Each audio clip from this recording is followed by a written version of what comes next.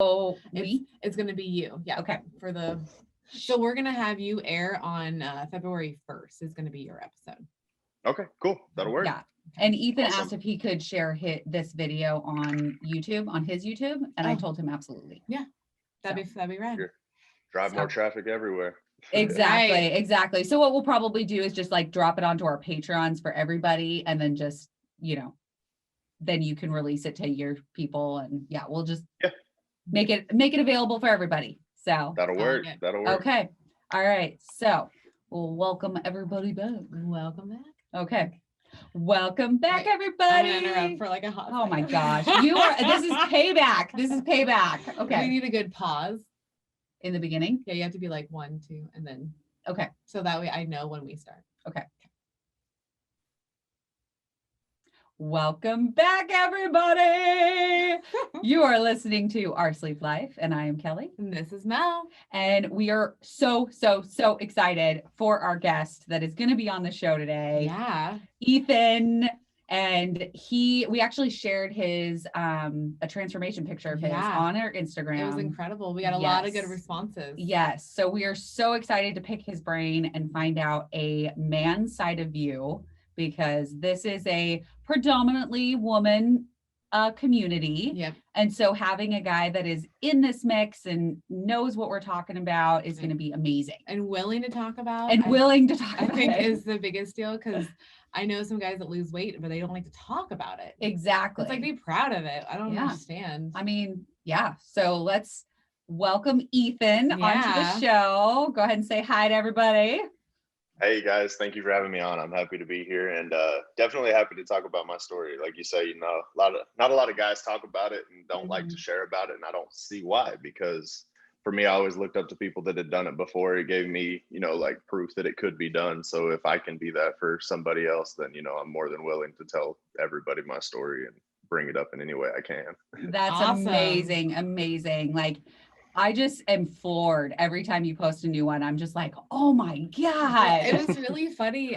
So like when I was building your shout out, it was kind of funny because I was like, oh, hey babe, look, like this is Ethan. And he's like, oh, rad. And then like I kind of like phase in and out when I start typing stuff out for our stuff. Like I get a little sidetracked. So like a good 20 minutes goes by and I was like, oh, and then he did this. And he's like, okay, cool. And then like another 20 minutes goes by and I said something else and he's like, okay, what's going on with this Ethan guy? Like, I don't understand. I was like, why do you keep telling me about this Ethan guy? And I was like, oh, I'm sorry. I'm like writing the post. And there's a reason behind this. Yeah. Right. Yeah, like, do we know him? And I was like, well, I'm going to get to know him because we're going to interview him. He's like, oh, okay. Yes, exactly. Like, I need some context here. I don't understand. Right. Just like bringing up some other guy and just keep talking about it. He's like, is there a reason this keeps coming up? Like, are you trying to tell me something? Like, sorry, babe. No, your journey is like so inspirational. Yeah. Like not only to guys and seeing that like no matter what you can do this, but just like everybody in general. Like it's just amazing. Well, yeah, I even showed your story to Eric's friend, who's a bigger guy, and he's slowly gotten bigger over the years. And he's like, he did it? And I was like, yeah, dude, that means you can do it too. And he's like, I don't know, like, what do I do? And I was like, just call your doctor. Yeah, call the doctor. That's the first step. That's the first step. Like, keep it easy.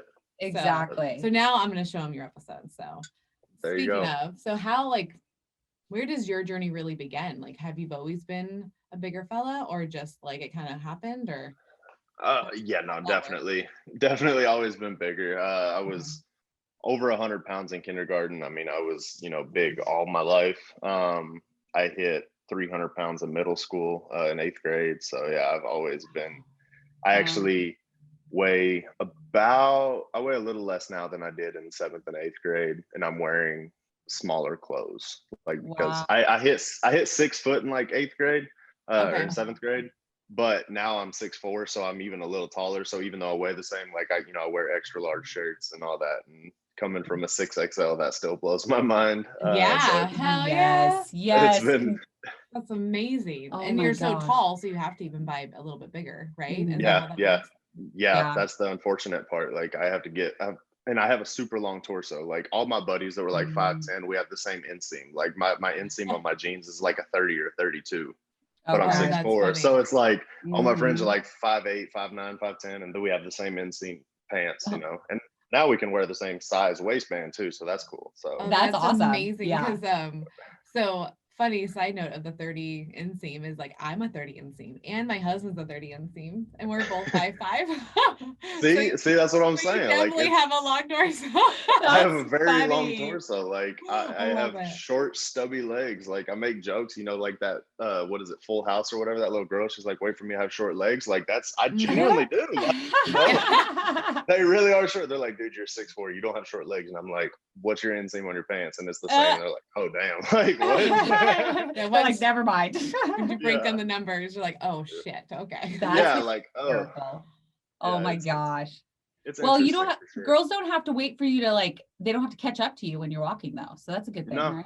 No, usually You not. walk at the same pace. Yeah, we walk at the same pace pretty much. Yeah. That's perfect. Yeah, my ex-husband, he is 6'4", but he has such a long inseam. He's got very long legs. And so it was like, I'm always like, wait for me.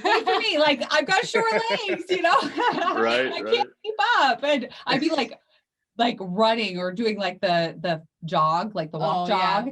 And I'd just be like, walk. oh my gosh, I can't keep up. So yeah, no, and I totally understand that. That was my first thought. I was just like, yeah, girls can keep up with you when you're walking. So that's a positive. That is a positive. Yeah. There you go. Always got to find the positives in all of it. Exactly. So tell us a little bit about your family life when you're growing up, food wise. What was kind of the situation? Yeah, what was so I grew up, I was like born in Nebraska. So Midwest is very like, casserole, meat and potatoes. Like that's your, you eat good and you eat hearty. I grew up I've never known my dad. So it was just like me and my mom and her ex-husband for a while, but and my two sisters. But we moved around a lot. I actually moved 17 times before I was 12. Whenever I moved to Texas, like we moved to Texas in, or I guess 2006, we moved down here and I've been here ever since. So it's been a lot of, traveling around, but there was always, fast food was a pretty regular staple, just drive through double cheeseburgers at McDonald's, stuff like that. Or, it was always mac and cheese, like really savory type dishes. And I have I have a terrible sweet tooth too. That's my biggest weakness is sweets. So it's the worst. Yeah, I'm right there with you. I am a sweets fanatic. Like if I could eat sweets all day and not eat anything else, I would probably do that. Yeah, I can relate to that. Like a little too closely. Yeah, it's rough. Yeah. Sure. We made Muddy Buddies, protein Muddy Buddies with Michaela. We did a baking and I am like addicted to them because they're sweet, but they've got some protein. So I'm like, hey, I'm doing good, right? Right. I may be eating Muddy Buddies 3 meals a day, but it's fine. It's got protein. There's protein. It's okay. Like exactly. We're good. That's awesome. So as you grew up, did you come across any stigma? I would say, well, I was going to go with more like health concerns because you said you were 100 pounds by kindergarten. Yeah. Was there any health problems like coming up because of that? Because that's a little frame. Yeah, no, actually there was none. I have very strong bones because of it. I've never broken a bone, so that's a plus. Okay, that's awesome. But yeah, I mean, even at my heaviest, I mean, my A1C was perfect. My blood pressure was like at most like 130 over 85, 90, somewhere there. So like my blood pressure was never even high. Cholesterol was always like perfect or a little low. It was like, I always felt like when I finally started, I was like, I feel like I have a second chance because like somehow after putting my body through all that hell for that long, I'm still healthy. Like somehow all my markers and all my numbers are still good. So like if I get on top of this now and get healthy, I can completely turn it around and like salvage my life. Like, I've spent this long being unhealthy statistically, but looking at all my numbers and everything, I still have perfect health. So I can get on top of it. I'm 25 now. You're 25 now. Okay. And when did you have surgery? I had surgery. I was, it was a month before my 22nd birthday. So I was 21.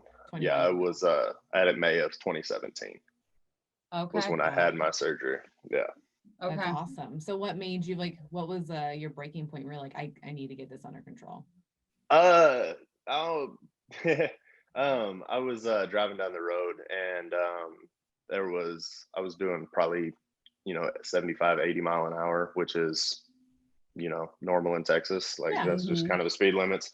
And I was in an old truck that I had at the time, and the semi pulled out in front of me, and I almost didn't stop. Like I was just like, I can just keep going. And then all of a sudden, it wasn't my choice to end it. Like, as far as anybody looking at it knows, it was just an accident. Like, he didn't get pulled out in front of him, whatever the case, it wasn't suicide. He didn't kill himself.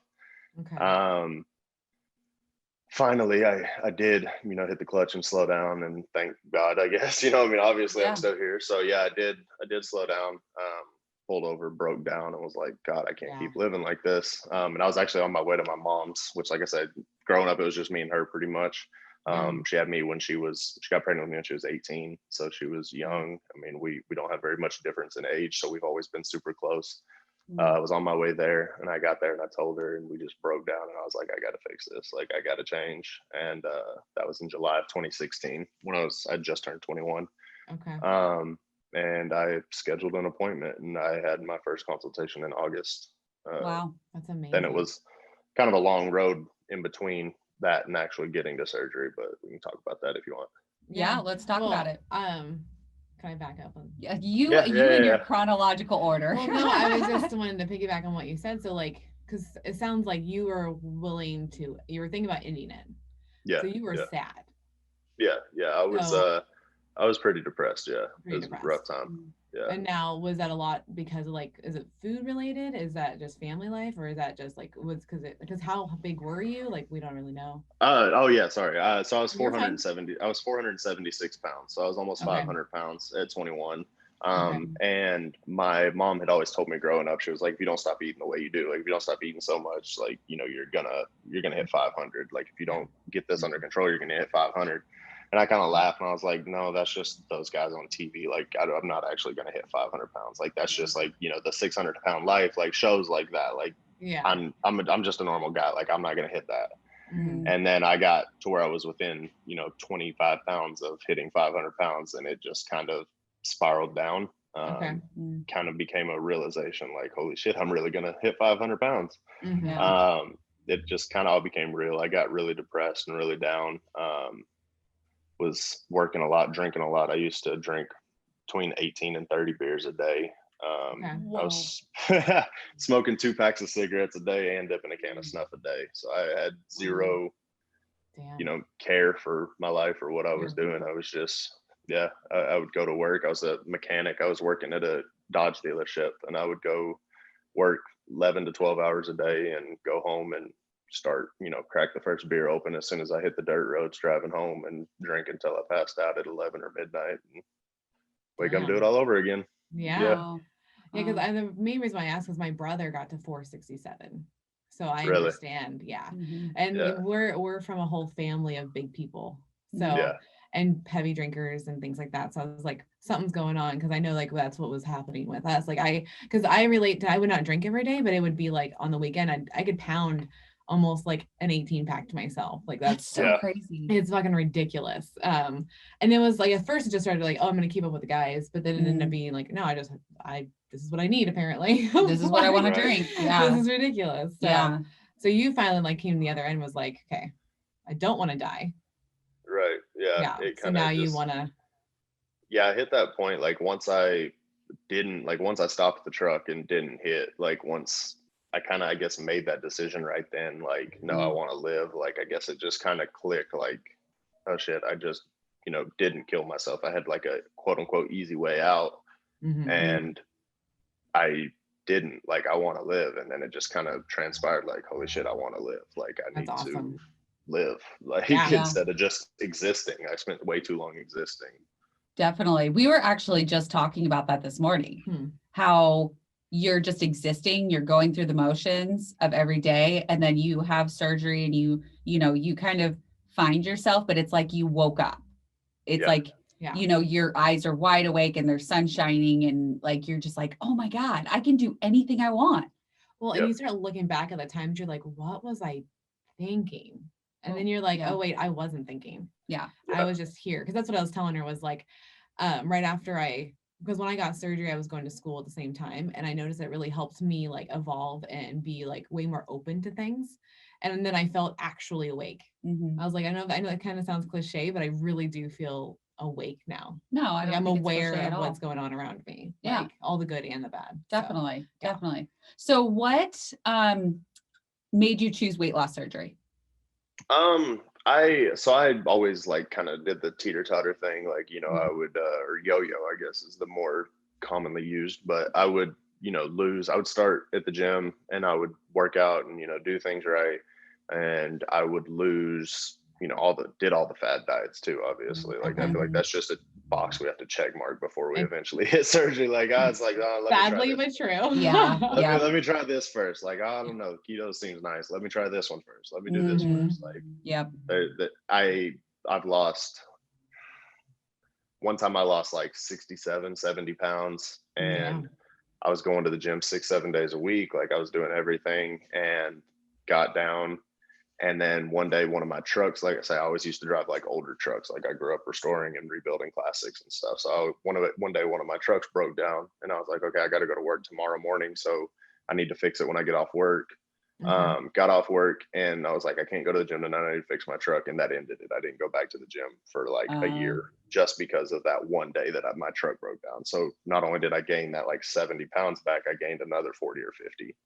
And like, it was always like I would lose, you know, 20, 30 pounds, have a bad day, something happened, I couldn't make it to the gym, or I ate off diet or whatever. And then it's like, I screwed up yesterday. There's no point. Like, I might as well and then I would be back up 50 more. And then it was just constantly going back and forth.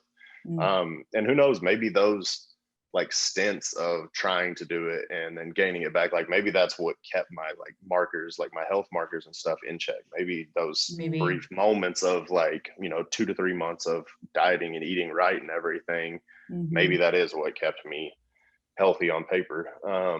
So that's a kind of a good question to ask. I just kind of hit that point where I was like, that's where surgery came in. Like, it was, okay, I need the accountability. Like, at the end of the day, like I can go diet, I can work out, I can lose weight, but at the end of the day, one bad thing happens and I'm back to the old me. That was where surgery came in, was because it was kind of that accountability. And that's kind of what I mean about, like, you know, it was like a long bumpy road before I had surgery from my first consultation, because it actually took 10 months, I think. From my first consultation, my insurance said I had to do 6 months with, you know, a nutritionist and all that. They wanted all that stuff covered. So I had to jump through all these hoops, and it ended up taking me 10 months to get in for surgery, because I was doing all my prerequisites for nursing school as well. So I was in school too. And so I went, over that 10 months, I actually lost my first 100 pounds. So I got down, I had surgery at 376. Awesome. Which was actually the morning for surgery that I woke up. I woke up at like 3 a.m. to go to the hospital for surgery, weighed myself, and I hit 376. Like, I'd lost like 2.5 pounds to hit that exactly 100 mark that day. That's so amazing. And I told my surgeon, I was like, you know, I had my little bouffant on and everything. So getting ready for surgery. And I was like, guess what? And he was like, what's up? And I was like, I weighed 376 today. And when I first stepped in your office last year, I weighed 476. And he was like, holy shit, like, you lost 100 pounds like before surgery. Like, most people struggle maybe to lose the 20 or 25 that I request them to lose for their liver health. Like, you know, you lost 100. He was like, dude, you're gonna fucking crush this. Like, you're, sorry for the language, I don't know if that's a thing.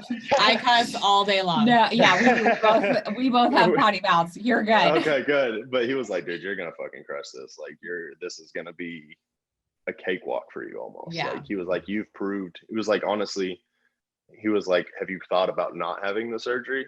He was like, we're still gonna do it. Like, I'm not questioning that. He was like, but have you considered not? And I was like, yeah, I thought about it. And a lot of people like grilled me, like, dude, why would you still have the surgery? You've lost 100 pounds in 10 months. Clearly you can do it. Like, and then it came back like, I've lost 70 pounds before. I've lost 50 pounds before. Like, I need the accountability. Like, and I'm a big financial guy. So if anything, I need the money. Like, I've spent the money on this. So like, once you personally, like, I can go buy you, you know, $100,000 car, you might not take care of it the same way as if you work your ass off to buy a $100,000 car for yourself. Like, it's like, if I'm financially invested in this, I'm going to treat it right. Like, I'm not going to screw up. I'm not going to cheat myself on this, or, you know, let a bad day stop me, because it's like, shit, I'm a lot of money in this. Like, at the end of the day, like, you know, I mean, I still had out of pockets I had to pay, and they were already paid too, and I couldn't get a refund, so there was no way I was backing out. Oh, this is happening. Yeah, because like I'm pretty much the same way, because I remember I was so scared of being a statistic. I was like, no, like there's so much like money in the insurance, what I've had to pay, and then like the time I've had to put into this. Like, if I don't fucking be good and do this shit right, like I'm gonna be so disappointed in myself. So I'm like, you can't do it. If I put money into you, then this is happening. Well, and like with mine, my insurance covered mine 100%. Didn't have to pay a dime.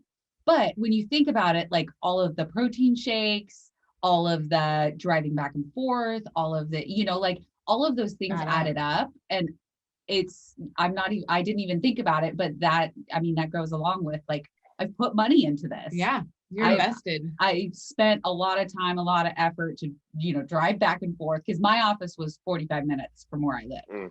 So it was a process every single time I went. So yeah, it just makes you more like, I got this. I put so much into it, the before surgery. Yeah. So 100%. And I think that makes you be more committed into the process. 100%. Yeah. I agree completely. Yeah. So tell us about your pre-op requirements. So I had to do a 2-week liquid. So yeah, it was just your straight 2 weeks liquid. I did I don't remember. I think I ended up dropping like 11 pounds or something like that, which I was glad, because I mean, I had already lost like, I guess 85, 89, somewhere in there. And so it put me that extra.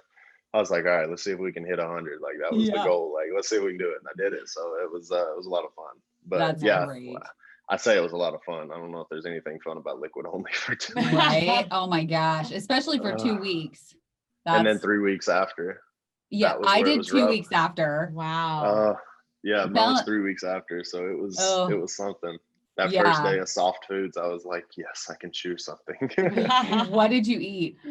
1 egg with a slice of cheese on top of it. I had like 1 little fried egg with a slice of cheese. Like, that was on his list. And I was like, this sounds amazing. Like, fried eggs were always one of my staples growing up. Like, I haven't had it in years. Like, that's all I want. That's funny. That's amazing. I did that, and I did a lot of like chicken salad and stuff like that too. Whenever you know, I hit that point that he allowed that, because I used like canned chicken, so it was like a weird puree stage homemade chicken salad, but it tasted good. So anything tastes good after 2 weeks of liquids. Seriously. Oh, That's my not Lord. a protein shake. That's not a protein. Oh my God. Oh my God. That was ISO-pure. Whenever I was on clear liquids, those ISO-pures tasted like liquid cottage cheese. It was the worst thing in the world. Yeah, they're not that great. And I'm not a fan. Well, they kind of taste like Gatorade, and I am not a Gatorade fan. Like, see, I would much rather just drink straight water.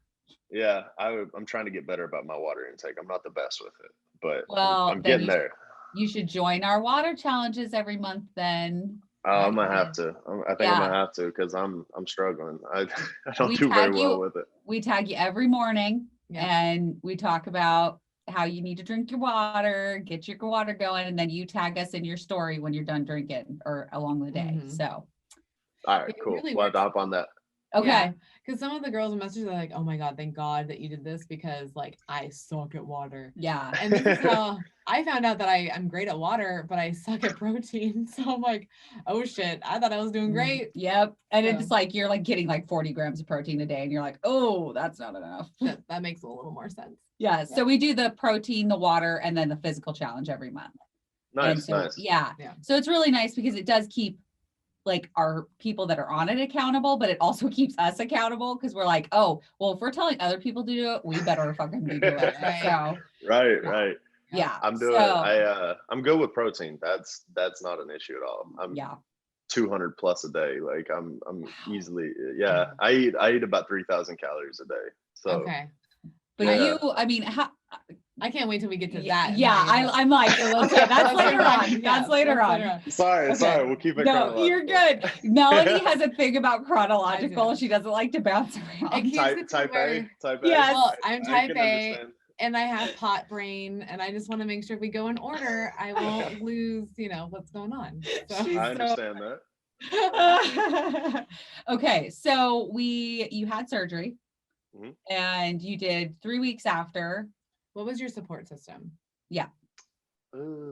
It was, so I stayed with my mom I had surgery Monday morning. No, maybe it was Friday, my bad. Friday morning. I stayed with my mom until the following Friday. So I stayed with her a Okay. week, but I was up walking around. Like I honestly could have went back to work and probably should have, but I was working 7 days a week at the time because Oh, I was in school too. So I was like, Mhm. I'm gonna just take advantage of a little time off. Like, but I was up walking around. Like we would go to Walmart and stuff and just like, I'd just walk up and down the aisles, like trying to Nice. get everything. Um, Perfect. omeprazole was the key. Like I couldn't even take a sip of water with like burping like crazy. Like it wouldn't go down, like nothing.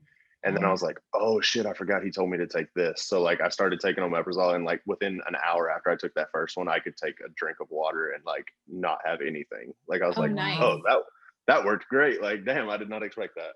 Good to Yeah. know. Yeah, I didn't know that. What is it called? Omeprazole, it's a Prilosec. Just Yeah. Oh, okay. Yeah. Prilosec. It helped tremendously. Like that and the simethicone, like Gas-X, the chewables. Yeah. Okay. That was I had another friend that had it, and she was like, I'm dying. Like I can't drink water. I can't do anything. Like how did you do this? And because I did it, I mean, I was back at work and back in school within a week, and like she was a week out, and she was like, I'm miserable. What do I need to do? And I went and got like a 88-cent bottle of those simethicone chewables at Walmart. Nice. Took them to her, and she was like rocking and rolling within a day. Like she was like, that changed the game. Like because it's just Gas-X, like so it helps dissolve the enzymes or whatever. It's an enzyme, I think, that dissolves the gas or helps with the gas buildup. And I mean that helped tremendously.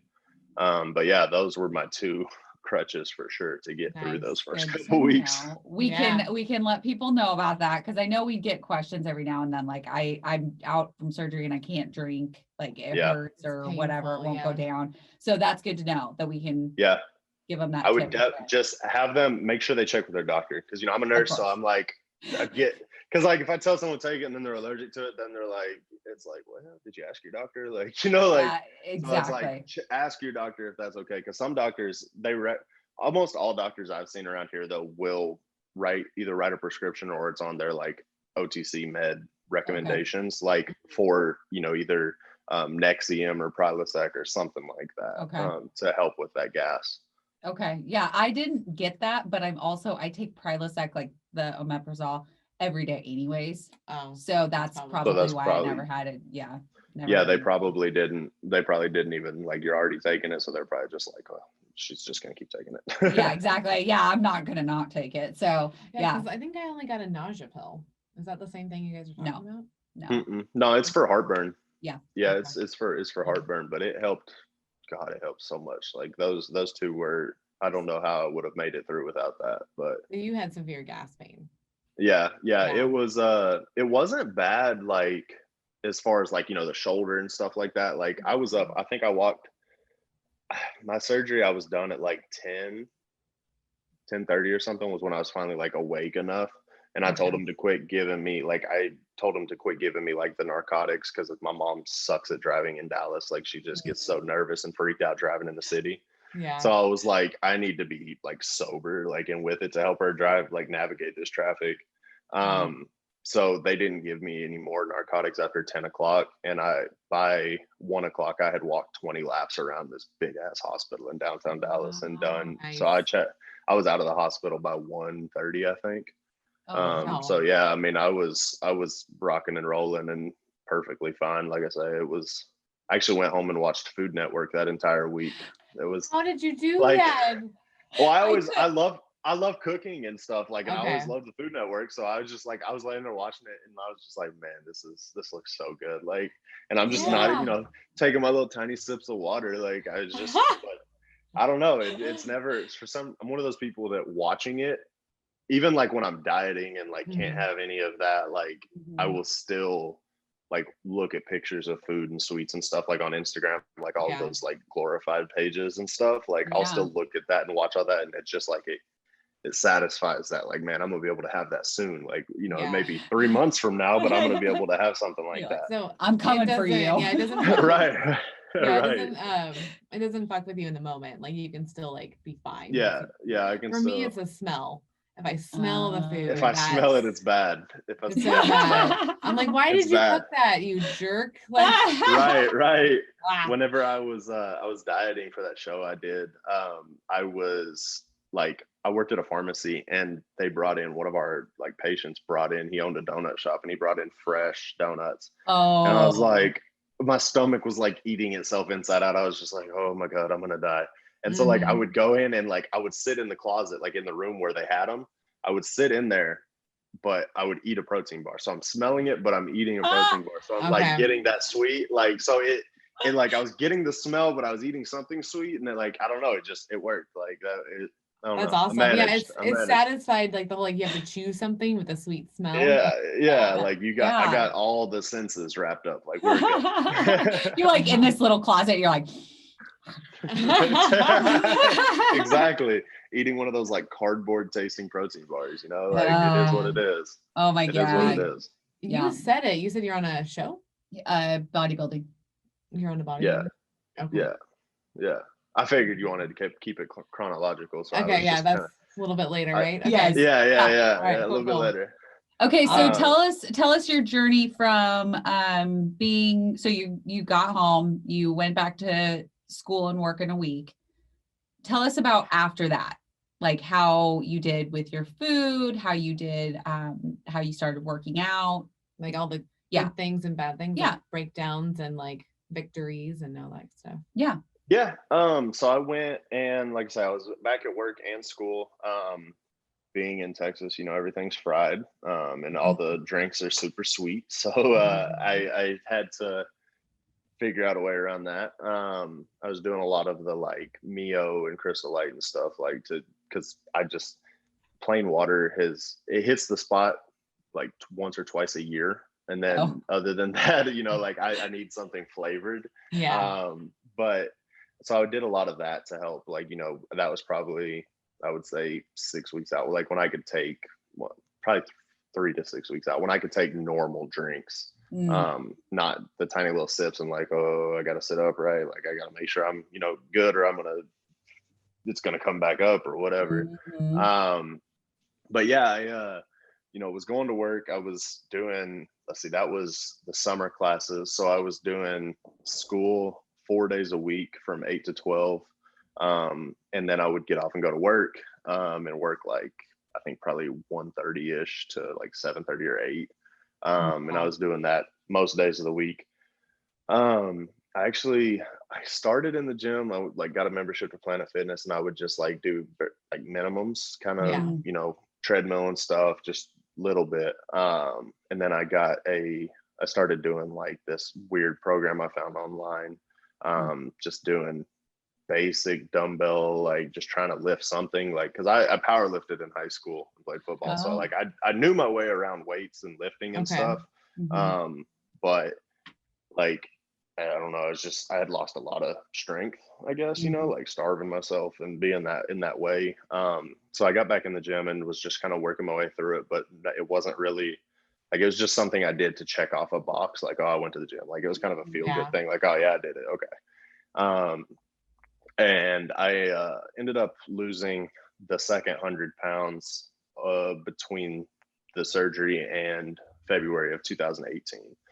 So like late January, early February of 2018. So that was what, 8.5, 9 months. I lost that second 100 and hit 276. And then I was like, oh, I lost 200 pounds. Like, damn, that's crazy. Not a lot of people do that. Like that's not something that happens very often. And you know, now since Instagram has blown up, I realize it happens a little more often than you think, but still, you know, it's still like something. That's incredible. That's a hell of an accomplishment. Right. Now I see these people that have, like, some people have lost over 300. I'm just like, I can't imagine. Like, that's like unreal. Yes. But yeah, so I ended up, I got kind of, I guess, comfortable. I was in nursing school, so that's a little crazy, and I was still working full time, and I just kind of let that become almost an excuse, like, to get back to that just existing. kind of. Like I had lost the 200 pounds. I had proved to myself, I'd maintained it. Like I started July of 2016. Here it is, February, March, April, May 2018. And I'm just like, I'm still sitting around 265 to 275. And I just got comfortable. Like I was, I was drinking like wine and stuff, hanging out with friends and like, just doing whatever. But like I let like, I'm working full time and going to nursing school. Most people, even in nursing school, like get stressed and like just their body, they let themselves go, like whatever. They don't, that their health and their like appearance or whatever isn't their top priority in nursing school. And like, so I took that and then, and I'm working a full-time job. Like, so I just kind of like used that as assurance in my mind. Like, it's okay. Like, it's okay right now. Yeah. You're justifying it. Yeah, that's justification. That's the word. Yeah. There you go. Yep. Well, because you are doing incredible things. Like nursing school is not easy by any means. Nope. Right. And then you're working on top of it. Like I understand like how you can get complacent and just justify like, yeah, it's hard to even now go work out after all that. Yeah. I mean, was your food at least on point? Like, did you have like some rules for yourself? Yeah, it was pretty good. Yeah. I mean, I was still only able to, at that point, I was probably eating around 1,200 to 1,500 calories a day. Okay. So it was still pretty decent. I mean, I had quite a bit of restriction. I didn't do really like any fast food pretty much. I tried to stay away from that. If I went somewhere, it was like more of like a sit down type, like nicer restaurant where the meals are actually like quality food. Right. So I did that. And then I kind of played around then. I did a couple like smoothie cleanses, like, like those little 14-day, like somebody'd be like, oh, I want to try this. I'm like, yeah, screw it, I'll do it. Like knowing I have an upper hand because I don't really get hungry anyway. So I'm like, yeah, why not? Like I'll do it. Yeah. I went through a vegan phase. I did vegan for like 3 months. I actually really felt good on that. Like, I just felt like my sleep was better. My wake ups were easier. Like I liked it a lot, but it was just not long-term something I could do. Yeah. I like burgers too much. I was gonna say, meat's it's hard with our surgery because meat is like the biggest source of protein, Right, and so right. like because I haven't done vegan, but my husband did, and that was the same thing. He was like, oh, but meat, like just hamburger. Like you have to eat so much like vegan and protein like sources. You have to eat so much of it because like 1 ounce of ground beef or chicken or whatever has like, I don't know the number, but like 2-3 times the protein that 1 ounce of a vegan protein has. So you had to eat so much, and eating a lot of volume isn't exactly something that we could tolerate that well. So I was like, I think I need more like bang for my buck. Like if I can get 30 grams of protein out of this meal, if I have chicken breast with it, as opposed to 10 grams of protein if I have vegan, like I think I should probably stick to more of the protein side. And the vegan protein shakes and things like that, they do not taste good. Like they're very hard to find good tasting ones. They have a weird like gritty, most protein has a weird taste, but vegan has like, you can tell, like it's like, this is that like pea protein or whatever, like because we were trying, because we do reviews on Thursdays with all sorts of like protein products, and we tried a couple times vegan protein bars, and we didn't realize how grainy they are. Like, it was so bad. Disgusting. It was so bad. No. Like it's very rare that we like actually spit out what we're trying. Yeah. Like we have a rule that we're like, nope, you have to swallow it with that, which that's what she said. But it's like, you have to swallow it. And there's sometimes where we're like, oh no, it's gonna not like happening. We can't do it. And I think that was one of them that we were just like, well, and someone's like, those are supposed to be like that. And we're like, fuck, why would you eat it? Yeah, why would you do that to yourself? F that. There's so many. I mean, protein shakes and protein bars are not like your favorite thing, but there are some good tasting ones out there. Like we found a few really good tasting. Like I love Dive Bar. I will shout them from the rooftops. Yeah, Dive Bar is really good. We get them almost every month. Dive Bar. It's Dive Bars. Yeah, they're a smaller company in Florida. I'm trying to think if those are the ones I've seen or not. They've got remember. I'll have to caffeine look in 'em up. them. Yeah, because they have caffeine in them. See, So I've it's seen protein and I've caffeine seen you one have in that's the a mornings. Jimmy's Jimmy Jimmy's bars. bar or something like that. No. Don't do There it. was No. one I saw. They were like Rice Krispie treats. They're like Rice Oh, Krispie treats, kind of, but oh, they had caffeine and protein in them. And there was one that okay. was like a caramel Interesting. macchiato flavor or something, and it was amazing. I can't remember Huh. if I it have was to Jimmy try or that. not though. It might not have been. It was a smaller Okay. company, but Walmart carried them. Oh, I'll have to see so if I can no. find them. Yeah, yeah, Diet let us Bar, know. you have to actually go to their website and do Yeah. it. But Okay. we do have a code and you get 20% off. So it's kind of it's really cool. 'Cause I Yeah. just ordered some last night. Nice. I'll have to check them out. Yeah, no, they're really good. I mean, we haven't really found one that we don't like from them. I mean, there's a few that we were just like, it's okay. But Yeah. I mean, it wasn't like spit it out, gross. Like, Yeah, and it's gooey. So it depends. Like you have to know what you like. yeah. It's a Yeah. gooey. Yeah. So, They have a what is it, trash can cookie, and it's like M&Ms and Oh shit. yeah, I'm telling you. So it definitely like They're fixes good. that whole like sweet tooth that you want. Yeah. Because they are, I mean, they're a glorified candy bar if you think about it. It's just 100%. and that's fine. At least you're getting some more nutrition than that damn candy bar because that kind of candy bar is so way worse. Yeah, Yeah. exactly. Yeah. Yes. Yeah. And it's got caffeine in it, so it keeps you going because I'm a caffeine junkie. It's a problem. Yeah, she is too. It's It's ridiculous. a problem. Yes, there's sometimes where I have like 8 shots of espresso in one day. Like, Yeah, I usually when I do drink coffee, I would say it's probably I think I get 4 to 6 shots. yeah. It's You usually guys are my go. ridiculous. I know, but it's so hard to function when you don't have your caffeine. Like I don't know what I would be like on that. Like I have no clue. I literally just drink water and iced tea. Like what's in your basic iced tea? Like you would be like in a speed racer. 20. Well, see, the thing is, like, my baseline is caffeine, like caffeinated. Mhm. Like that's my baseline now. Like Yeah. I'm miserable without it. Like I've got Mhm. that much of a dependency. I kind of probably need to fast off of it and like just completely cleanse of it for a week or two, because my tolerance is way too high. Like I think Starbucks would worry if I wasn't there. if you didn't show up. Yeah. I think they'd be like, what happened to Kelly? Well, especially the one near your house. They're probably like, we haven't seen that girl in like a week. What is what is happening?" going on? What is going on?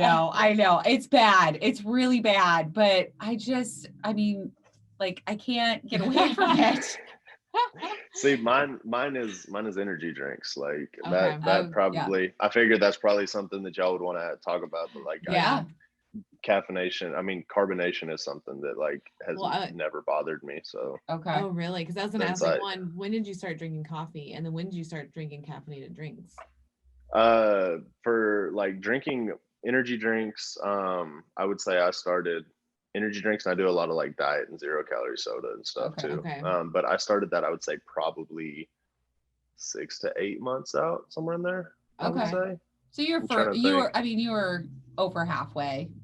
Yeah, I was far crazy. enough out that but I mean now like I literally will drink probably 4 or 5 diet sodas a day and 2 or 3 energy drinks a day, like depending. Well, so that's like your body used to it. Yeah, like you're it's to handle it.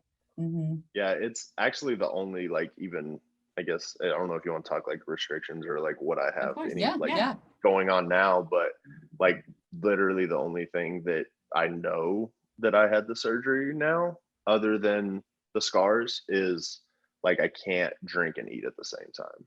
Like those two, drinking and eating together or within a certain time frame, like that, it causes problems still. So that's like the only thing. I mean, like I say, my caloric intake is high. Like, you know, I can eat 4,000 or 5,000 calories in a day if I'm, you know, just going out to eat or enjoying myself or whatever. Like I can definitely put away some calories now. But do you track your food? Yeah, I use MyFitnessPal.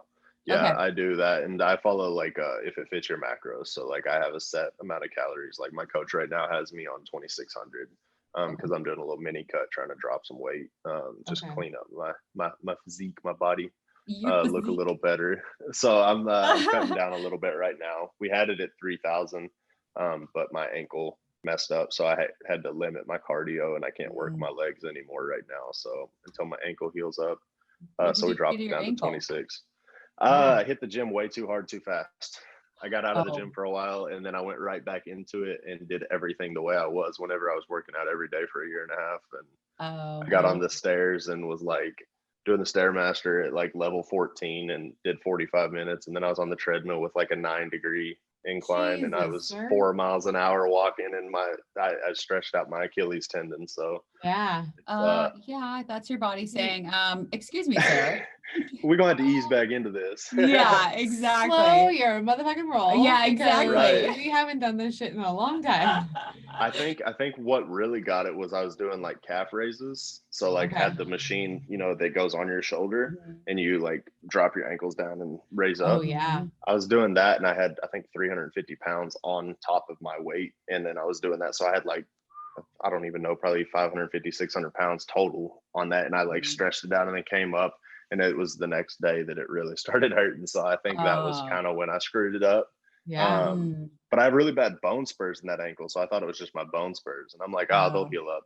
So I kept hitting the gym at the same intensity for like 2 weeks, just like limping around like crazy. And I finally went in, and he was like, he was like, where the bone spurs were, he was like rubbing it around. Like he was like, does this hurt? Does this hurt? I'm like, no. And then he touched the back, and I'm like, and he was like, well, your bone spurs are up on the front side. That's not your bone spurs. I was like, so why the hell does my ankle hurt? And he was like, you have tendonitis in your Achilles. And I was like, okay, so how do I fix it? You don't. What do I do? He was like, you're going to wear a boot for 3 weeks, stay out of the gym, do this, this, and this. And I was like, can I still do arms? Like, can I still do my upper body? You're so funny. He was like, yeah, do all your upper body you want. He was like, keep the boot on and don't do anything on your legs. He was like, the more you work it, like the longer it's going to take, and you may end up never healing it right. And I was like, damn it. Yeah. Damn it. Yeah, you have to listen. Seriously, 2 weeks, sir. Why would you walk around for 2 weeks? I was limping like crazy. Pain. Yeah. It was bad. Not I was like, it's going to get better. I'm going to wake up tomorrow and it'll be better. Yeah, next time. I got all the things now. I got like some orthotics made for my shoes. Like I got good like custom insoles. I got like a night splint, like keeping it like I keep it stretched out when I'm sleeping now. Like got all the stuff. We're rocking now. Okay. All right. I've been going on about 10 days with no pain, but he wants me to stay out the gym or stay off my legs for a while. But I have started doing treadmill. I have started doing treadmill again.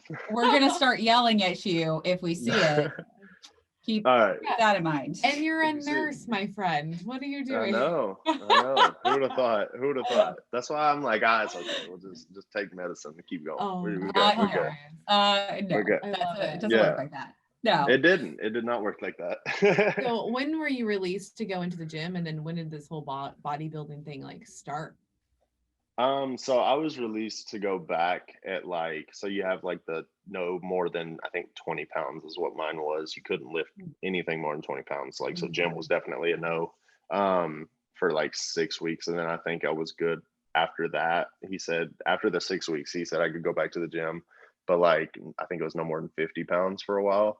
I want to say it was probably at about the 3-month mark that he was finally like, yeah, you're good. So I started, he was just wanting me to like not go in and start doing sit-ups and shit and rip my abdominal wall open again. Right. So I eased back into that for sure. But that was all, it kind of took forever. Like I said, February, March, all that, like in nursing school, I just kind of hit that point of existing and got tired of it. And so October was actually, I'd met this guy through, trying to grow my Instagram and stuff, that back in the day, like the thing used to be all these like engagement groups, like it'd have like 7 to 10 people in a group with similar interests. And anytime you'd post, you'd say, yo, like I just posted, and you'd get people to go comment and like it and all that stuff. And just kind of like trying to boost your exposure, engagement on your posts. And I met this guy, somebody I knew had added him, the guy from Idaho. And he was really cool. He was going to school for exercise physiology, and he knew what he was talking about in the gym and everything. So we hit it off. And after a month or two of following each other and always talking, I was like, hey, like I have a long drive back from school. You think we could get on a phone call? And I called him, and we talked for like an hour and a half. And I was like, this is in October of 2018. And I was like, I just, I've lost all this weight. I was like, but I feel like I haven't done anything. Like I've just kind of hit this point that I'm just like existing. Like I've settled into realizing like, okay, this is who I am now. Like I'm not 500-pound guy anymore. Like I'm this now. But I used to be, being the big guy, you're the one that everybody is like, hey, you know, can you pick this box up and move it? Hey, this is heavy. Can you get this over there? And like, so I was always the person that people would ask. And being 6'4", you still get it. Like people will still ask you, but like, if you looked at me, I look like skinny fat. Like if you could look at me and it was just like, he's not like, if you didn't know my story, you would just think I was like another unhealthy dude, like sat at the desk and worked all day and snacked or whatever. Like if you didn't know my story, I just looked like I was just your normal guy that had a 9 to 5 and sat at his desk too much. Like that's all it was. And I didn't like that. So I called him and explained all that. And he was like, yeah, you know, I'll get you on a program. Like we can definitely work together. So I got his program and he asked me, he was like, have you ever heard of Christian Guzman? And I was like, no, who's that? And he was like, well, look him up. And so I looked him up, has like 7 million followers or 2 million, I don't remember, but has a bunch of followers and like, yeah, like just huge page on Instagram and YouTube. And he runs Alpha Elite, which is like a clothing company, I've heard of like that, athletic clothing company, has a gym and all that. And I was like, oh, okay, that's cool. And he said, well, he does a bodybuilding show, but he has a transformation class. And he sent me this video and he's like, watch this video. And I watched the video and it was the guy. I mean, there was people that were like battling like bulimia and anorexia and stuff, and they had gained weight and put on muscle and stuff. And then there was people that had, you know, lost 100 pounds to get there and like compete in the show and stuff. And I was just like by the end of it, the way he does his show, like his YouTube videos is like artwork, like the transitions and everything, like the quotes and like the stuff he says, like it's just motivating as hell. And by the end of it, I was like teared up and I texted him, I was like, I'm doing this show. And he was like, are you sure? Like, are you for real?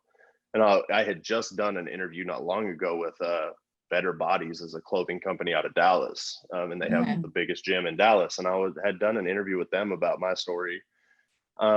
And I was like, you know, they're all bodybuilders and stuff. Like everybody that was interviewing me was just like massive. And so I'm like, you know, I've always like, that was some of my inspiration. Like, yeah, I got inspiration when I was heavy by looking at people that had lost weight, but I would always look at like people that were like doing bodybuilding or even not even necessarily like actually on stage, like competing, but people that were just bigger, like just jacked, like had that beach body, you know, like Thor, like that kind of like that just looked good. Like I always looked at that and I was like, damn, like I wonder if I could ever look like that. Yeah.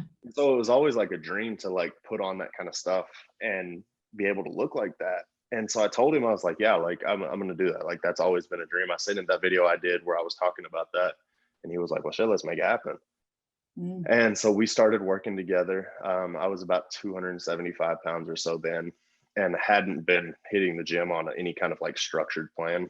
Okay. So we started like upping the food, and he was like, all right, now track it, but try and hit like 250 calories or 250 grams of protein, you know, 300 grams of carbs and like 70, 80 grams of fat.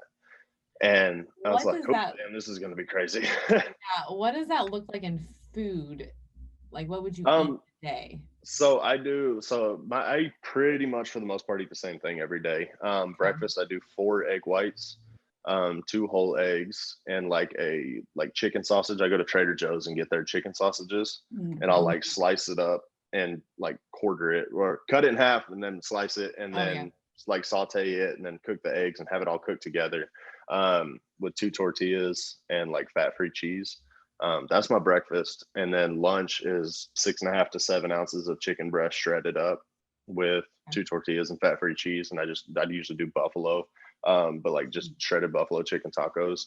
And then for dinner, I'll either do buffalo chicken again, or I'll do like lean ground beef, like 7 to 8 ounces of lean ground beef, sauteed with like onions and peppers and stuff, and just make tacos out of that. Like I don't do the typical like rice and stuff. Like tortillas are my carbs. Like I love tortillas and tacos. So that's that's where I get it. Nothing's better than a warm tortilla. I'm telling you, it's nothing. Say it. I didn't want to say that. I was just like, I was gonna have a smart comment, and then you hit me, but I lost it. Oh my god. So how long does it take you to eat a meal that size? Yeah. Like, how does that work? Breakfast is usually gone in like 2 to 3 minutes. I mean, because I wake up at 4:30 to 5 somewhere in there and go to the gym. and eat when I get home from the gym. So, and I usually leave for work around 8:30. So I have, I go to the gym from roughly 5 to 7:30 or so, and then I have 30 to 45 minutes to make and eat breakfast, get ready and everything. And I'm kind of high maintenance, so it takes me a little while to get ready. I feel like you're a little bougie with your special insoles for your Yeah, no, not really. I mean, I did not buy the $50 ones that the doctor tried selling me though. I found some on Amazon that were like $17, $18. Okay, all right. My kind of guy. Okay. They're amazing. He was like, I'm going to recommend some, special custom orthotics, blah, blah, blah, with this, this, and this. And so I just typed in orthotics with heel lift and something. And I typed it all into Amazon. The first thing that popped up had like 30,000 reviews and like 5 stars. And I was like, let's get them. I'm happy with that. Yeah, that's great. Okay. The splint he was trying to sell me, the splint was $115. And I found that on Amazon, the exact same one for $33, I think. Like, I was going to say that's insane. It doesn't exactly. It doesn't matter. It doesn't matter how much money you make or how much money you have. I'm always gonna find the cheaper option. Like that's just, except for cars. That's kind of where I struggle. I like cars. You got your one. Everybody has their one thing. Like I have a couple. That and apartments and houses and stuff. Like I like to live nice, but I don't know. I mean, I still think I budget a little bit. I'm very. My problem is I'm too stingy in budgeting until I spend it. Like once I spend it, the floodgate opens and I'm like just swiping it every store. I'm just like whatever. Like, I've been stingy let it for rain. the last 2 months. Like let's just make it rain all over it. Like we're good. And I go back and like then I'm like, crap, I can't believe I spent that much money. Now I got to be stingy for 3 months. Like you gotta balance it out. I'm trying to find the budget friendly side of me. I have to remind her, like, just don't live outside your means. Because I like not easy. I like nice things, and I like nice things too. Right? I'm like, and coming from the I so can't say that on a podcast. Coming from like pinching pennies and shit, like you have to realize like what do you need versus what you want. And I like nice things too. I'll just save for a while. It's like, and it just takes instant me a while gratification to buy it. Like, that's all. I'll just be like, hey, I'll buy that next month when I can surely have that $100 to do that. Right. That's kind of how I look at it. It's like, if I'm going to like buy something nice that I definitely don't need, like I want to make sure I don't notice the money's gone. Like I want to make sure I have enough that it's like, once I swipe it, I'm not going to be like, okay, shit, are all the bills still going to be okay? Like, am I still going to be able to do this, this, or this? Like, I want to make sure it's like, okay, I don't even notice. Like, and I'm like a levels person. Like, once it's like, if I'm like within a $50 to $100 of hitting something else, or if I'm like, say I want to buy something that's $200 and I'm at, only $100 away from dropping to the next level, like, I won't buy it because it'll put me below, like whether it's 2,000 or 2,500, like whatever the number is in the bank account. Like I don't want to like drop below. Like if I'm sitting in the twos, like I do not want to drop to the teens. Like so I'm like, nope, we can't buy that. Like nope, we're gonna put $3 in gas just so I don't drop below. Like it's a struggle. My husband will make fun of me. He's like, stop acting like we're poor. There's money in there. And I was like, no, that's for a rainy day. That is not money to like use. And it's true. It's because like when you grow up poor though, like you really value the dollar. And so you're just like, oh, what if I don't have it? So like sometimes I'll wait that whole like 2-3 months to buy something. And sometimes I forget that I even wanted it in the first place. Well, that's a good sign that you're just like, I take that as a positive. Like that's like okay, cool. Like I can live without it. We're good. I don't need that. I do need, just hold me to it. And this is totally a side note. I totally need towels for the bathroom. Yes, you do. I need hand towels. I'm like, I make hand towel money. I should be able to. Okay, so other side note for this story, they have one light pink towel in their bathroom, and it's like this big. And so I go into the bathroom and like I'll wash my hands, and I'm like, what do I do with this? Like, it's so tiny. So like, you just have to pat. Yeah, I'm like, like there's no need for that. No, and I'm like, Melody, I will buy you hand towels for Christmas. Just please get more towels. You got to go to Home Goods. Home Goods is where it's Right. at. And that's my jam. Mhm. Like she introduced me to it, and that would open my eyes and realize like, oh, you actually can afford these things. Like Well, you can buy nice things on budget. Yeah, like you Like, totally Yeah, can. like I just didn't you walk in there realize. and there's like down comforters that are Calvin Klein and they're like 50-60 bucks. I'm like, oh shit, like yeah, okay, like, I'll take 2. Thank you. No. right, like Not 2, 1. That's That's my mentality. Like, oh, it's a deal. Yeah, I'll get 2.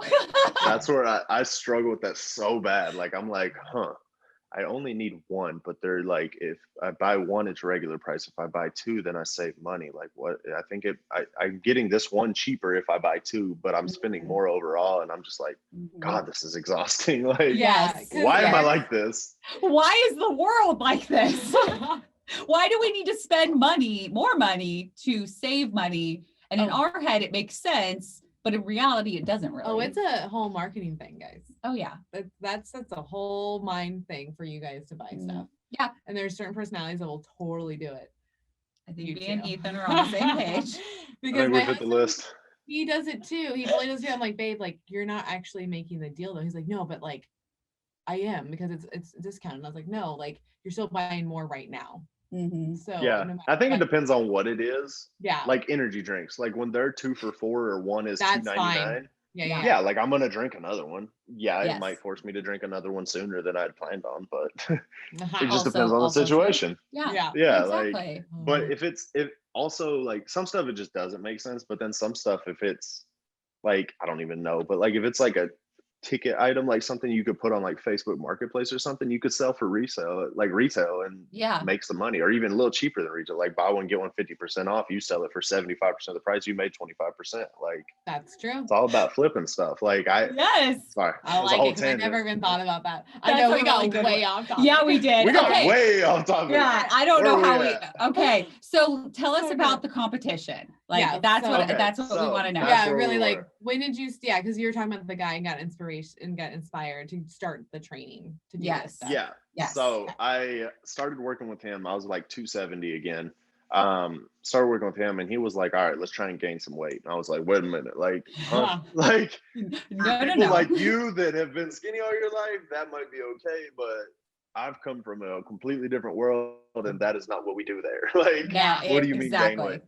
He was like, no, like, trust me, like you're in the gym working your ass off every day. He was like, you're eating in a caloric surplus. All you're going to do, like, you're going to gain muscle. Like I'm controlling it to where like, he's telling me the numbers to eat and he's tracking it weekly. So like, he's telling me what to do. And the way I'm working, it's limiting it to like, I'm eating so much protein, like it's limiting to 90% of the weight I'm going to put on is going to be like muscular weight. Like it's a slower weight gain as opposed to like, all right, I gained 5 pounds last week. Like that's no muscle. You got fat. Like you put on some fluff. Like that's all that is. And trust me, I've had some 5 to 10 pound weight gain weeks. Like they're not fun. But we started working and I mean, that was in October. I want to say by like the end of January, I was up sitting probably around 285 or so. Like I definitely gained a little, like I've discovered In and Out at the time. So I was eating a lot of In and Out. So I'll do it. I'm a sucker for a double, but, and so I was like, I was putting weight on and I was like weighing more than I had, but like my shoulders were actually rounder, like my traps were getting bigger. Like I was like, holy shit, like I'm actually starting to look like strong again. And like I was actually starting to like feel like my arms always like had that like pump. Like I always felt like, I had tone in myself. Like I was carrying myself differently. I was just like, holy shit, like this is happening. And then in February, this is 2019 now, February 2019, they, the video announced the show for that year. They were like, we're going to be doing the shows on this day, June 29th. What's the show called? So it's the Summer Shredding Classic is the bodybuilding show. So it was the Summer Shredding Classic and they were like, had all the different divisions and they had the transformation class.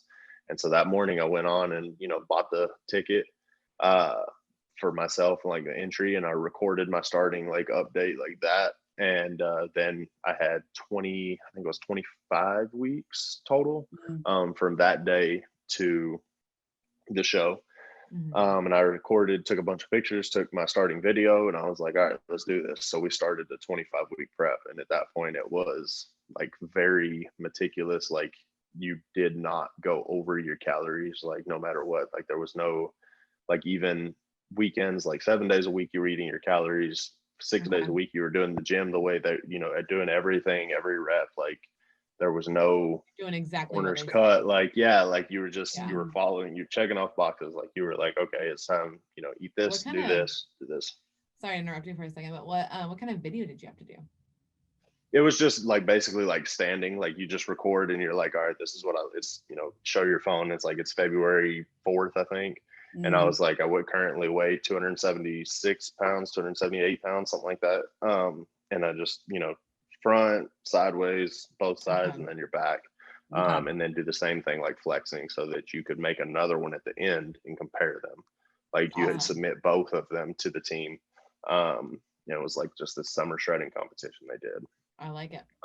So started that, went through the prep, and I lost 46 pounds, another 46 pounds. So I was down 246 pounds total. I got down to 230 pounds. Hell yeah. I remember the day I hit 238, it was fucking insane. Like, cause that was 230. I had lost 238 pounds and I weighed 238 pounds. Yeah. Like I was like, holy shit, I'm half the person I was. Like, this is literally it was just like mind blowing. Like I was like, I cannot even imagine. Like it was just crazy. And so that was a big day. That was a lot of fun. I always thought my goal weight was 220. Like I was like, I think 220 will be decent. Like I won't be too skinny, but I got down to 230 and I tested and I was 7.6% body fat. Wow. And that's like the pro bodybuilders are like 4.5%, 5%. Yeah. Like the people you see like on the stage that are just kind of, to the average person, like freaky and weird looking. And it's like, who the hell would do that? Like you can literally see the shape of their skull. Like they're so skinny, like all that. They're like 5%. And I was 7.6. And that was with a lot of loose skin. Like had I not had all the loose skin, it might have been different. Like might have been lower. But I mean, I was miserable. Like my joints hurt, my knees hurt, like everything. Cause like I was so lean, like I did not, like I was just dried out. Like it was crazy. Like I was like, how did I ever think I was gonna weigh 220? Like I'm sitting here at 230 and I'm like, dying to get here. Like, But even then, the lowest my calories a day ever got, I've got down to I think 1,975 or something like that. So I was still eating almost 2,000 calories a day and had managed to lose that 50 pounds over those 20 weeks. But yeah, it was freaking insane. Like it was, I had the biggest weight loss like number there. And it was wild. Did you win or was there a? So everybody says I got second. There was a lot of kind of what's the word? Skepticism. Skepticism. Yeah. There was a lot of people. Two of the judges, one of the judges is a big YouTuber, bodybuilder. Like he'd become a friend of mine through Instagram, and he came up to me and he was like, I mean, I voted for you. He was like, honestly, that was the hardest thing. Like, I don't know how you didn't win that. He was like, but he was like, I think everybody liked the other guy's video because you had to make like a 2-minute introduction video before you walked out on stage to reveal. And like mine had about, like getting the point of wanting to die, like, but my videographer backed out on me like a week before it was due. So I had to piece everything together myself. And it's like me sitting there in my living room and I'm just like, this sucks. Like, he was like, I think that they liked his video better is like what got it. But that's like dumb. It was, it is whatever. But the winner of the show only got $1,000, and I actually won the online competition and won $2,000. So it kind of worked out. Like, it kind of worked out well. So I won the online competition. I think they chose 10 guys and 10 females, and I was one of them, and won it. So that was that's well awesome. Needed because I was in nursing school and I was just like, man, that $2,000 is nice. Yeah. But yeah, it was so I did all that. My Instagram like blew up that day. I mean, that was like, there was just mega, like Christian Guzman, the guy that owns Alpha Elite and like hosted the show and all that, like he walked up to me and was like choked up, and he was like, that was the hardest thing I've ever had to do. Like he was like, Aw. that was like, he was like, why the hell did you do that to me? Like with that video. Like he was like, that was so hard. Can people yeah, find your video right now? Yeah, it's on YouTube. It's on my YouTube. YouTube channel. Great. Yeah, that, and then I posted the whole, like, I like was vlogging it and stuff, and put together a whole show day video. So it's like Yay. the whole weekend leading up to the show and like all of that. So there's footage of Okay. me on stage and all that fun stuff. We're gonna have to go and watch it. Hell yeah. Yeah, it's pretty cool. I still go watch it every now and then just to like hype myself up. Like, damn, I fucking did that. Like, yeah. Like the Dr. Dovek dream extravaganza that she did.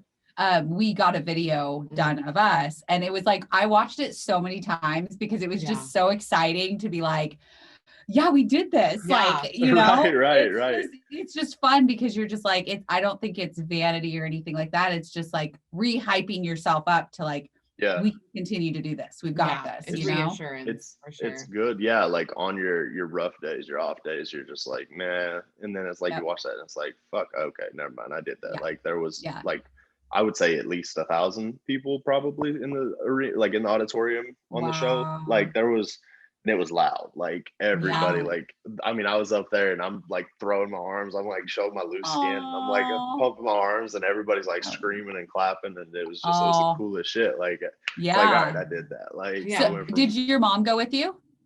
She did not. She didn't go to the show. The tickets were like expensive as hell, and she does not do well with driving. So I was like, don't even worry about it. It's all going to be live. Like, just watch it here. Like, it's all good. Plus, it was so freaking stressful, like being, because I'm exhausted all the time at that point. Like, I'm starved and so much down. Like, I'm just always like, whatever. Like, I mean, I was still working a full-time job at the time. Like, I was working 70 to 80 hours a week at that point. Like, the whole crap. It was unreal.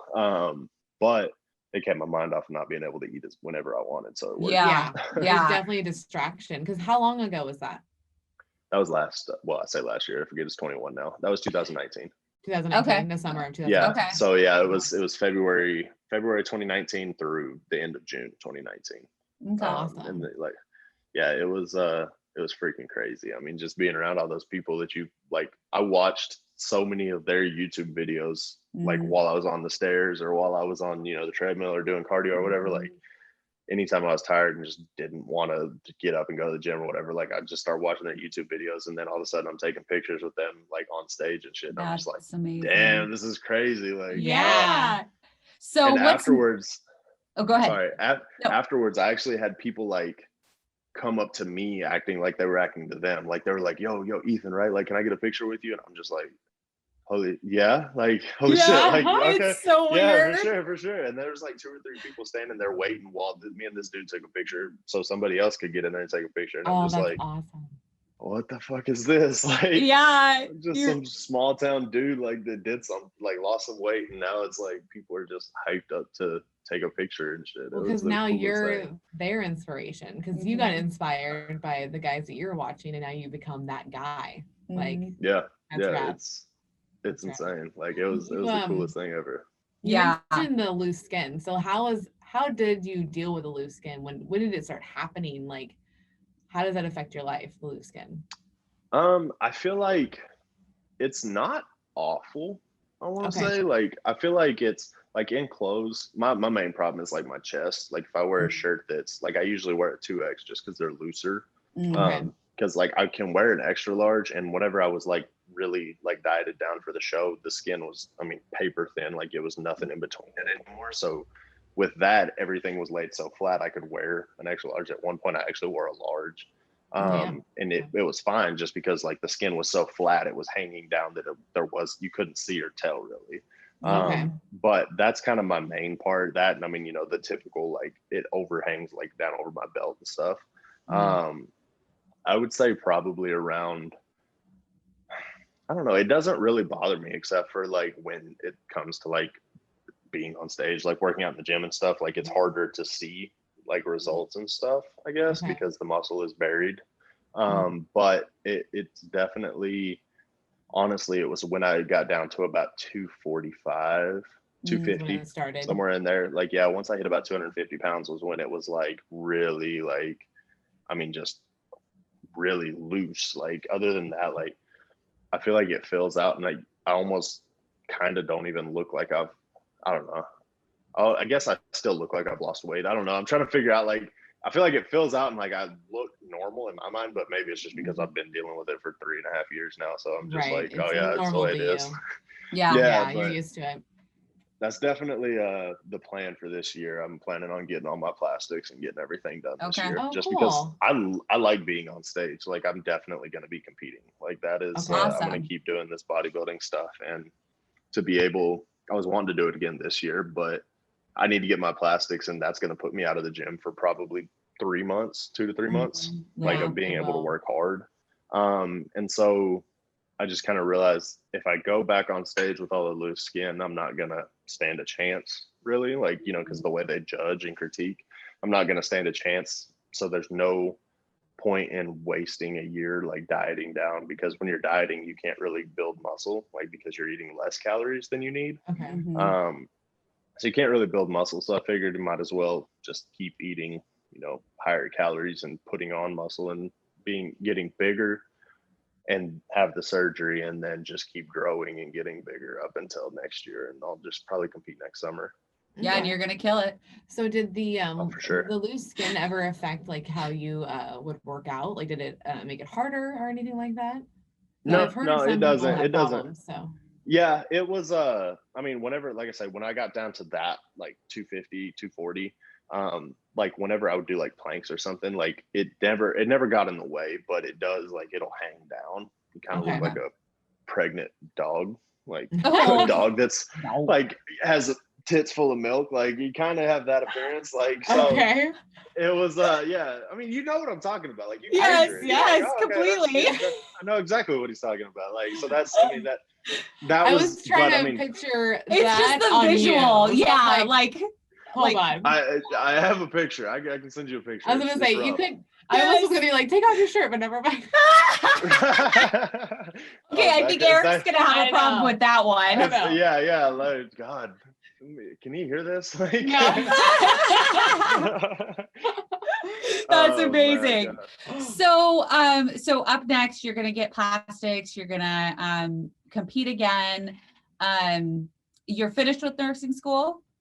Yeah, I graduated in May, right in the middle of all this shit. Like, oh my goodness. I finished in May. Yeah, we went to spring break and never went back. So wow. that was awesome. Actually, I didn't right? mind. I mean, you're like, I got to sit at home and work on my computer, rather, because I was always that kid that, like, I don't pay attention in class. Like, I suck at paying attention. So, like, I was sitting on my laptop shopping on Amazon and shit during class anyways. So, like, it didn't matter. You're like, I got this, don't worry about it. It actually, it was a lot harder online, just because they made you do so much more work, like, because they had to meet certain requirements that you didn't get since you weren't in clinicals anymore in the hospital. So that part was a little rough, but you'd have to wake up at 6 a.m. and work all day to get it turned in by 3, and it was something. Plus my ADHD, I've sucked at that. Like, I'm just like sitting, I'm not good at working from home, like, because I'm like sitting there working, and then all of a sudden I'm like in the kitchen cleaning or something. I'm like, shit, I forgot I got to do this. Like, gotta go back. Like, I guess you have squirrel moments. It's okay. Oh yeah, all day. Yeah. So how has weight loss surgery affected, like, your relationships, like family, friends, anything like that? I would say everything's been pretty good. I'm not really close with much of my distant family, I guess, like cousins and stuff like that, which they're also in Nebraska. So we would only see them, you know, even growing up, it was like once a year, maybe for Christmas or something. But I grew up like on ranches and in the country and stuff, like cowboy stuff like that. And so that's all what they do and everything. So I'm more like fit into the, like, I live in downtown Dallas, and, you know, like you say, I've got a little bit more of the bougie tendencies. So, like, we have differences. It hasn't hurt them. I mean, you know, we all still get along and everything, but we don't talk that often because we're just very different. But me and my mom are super close. My mom, she was actually the first person I saw lose weight. Like, she basically had surgery, but didn't. Like, she just didn't eat. Like, she like kind of starved herself. Like, so she was eating like 600 calories a day, but she just wouldn't like eat. Like, that was how she did it. Like, she was kind of like doing it with you, or no, she did it before me. She did it whenever I was like finishing up high school. She ended up losing I want to say about 150 pounds. Wow. Yeah, like you said earlier, my whole family's big too. So like okay. she used to be like 300, 330, somewhere in there. And now she's like 180, I want to say. Wow. That's but incredible. yeah, so I watched her do that and I was like, holy shit, like normal people can do this. Like that's cool. Like it's not just like, it's not just the people that are, you know, doing all the stuff. Like it's like people can actually do it. And so her and I are super close. I mean, I definitely think we've gotten closer throughout all this just because she constantly says I'm her inspiration, but shit, I couldn't do anything I did without her being the way she was. She was all I had. That's so sweet. I love that. I'm a mama's boy for sure. I think we can tell just a little bit. Yeah. In a good way. In a good way. My mom's a single mom. I never knew my dad. So I totally understand, like, you know, when your parent is your mom and your dad, like you just kind of form a closer relationship. I think like you just, especially when they're a good parent for both, like you just, I know I admire my mom. Like she's crazy intelligent and she's just the best mom in the world. So, you know, I get it. Yeah. Well, because you have siblings, right? Yeah, I have 2 younger sisters. Did that like straighten through the relationship, or? I will say that it may have kind of hindered a little bit just because it's like it kind of turned into a case of like, which we're good now, thankfully. We just went through a phase and it was a lot of miscommunications.